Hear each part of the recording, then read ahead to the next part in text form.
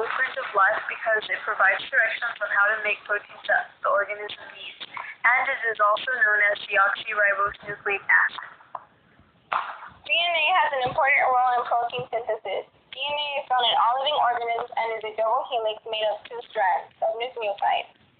Each of these nucleotides contains deoxyribose sugar, a phosphate, and a base. RNA, an equally important nucleic acid in this process, contains ribose sugar, a phosphate group, and a base. RNA only has a single strand of nucleotides, and instead of thymine, contains uracil. When it comes to bases, there are 4 in DNA and 4 in RNA. The bases in DNA are adenine, thymine, guanine, and cytosine. The bases in RNA are adenine, uracil, guanine, and cytosine. In RNA, uracil replaces thymine.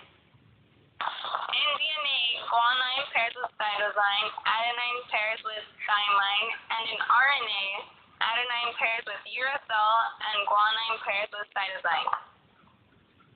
In our models, dark green represents guanine, light green represents cytosine, orange represents adenine, pink represents uracil, and red represents thymine.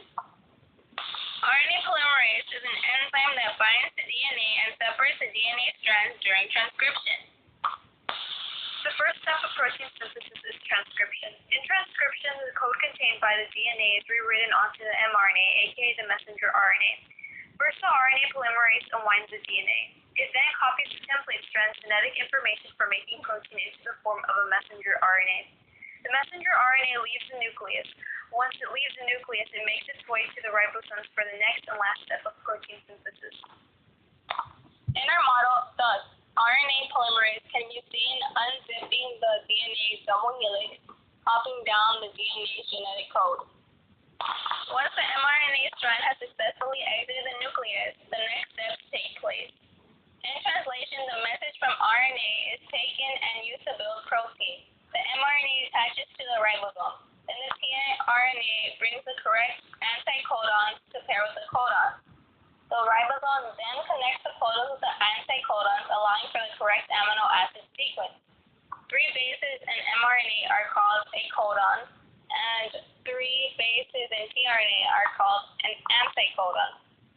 Proteins can be 2 to 2,000 amino acids, allowing them to vary in sequence and size.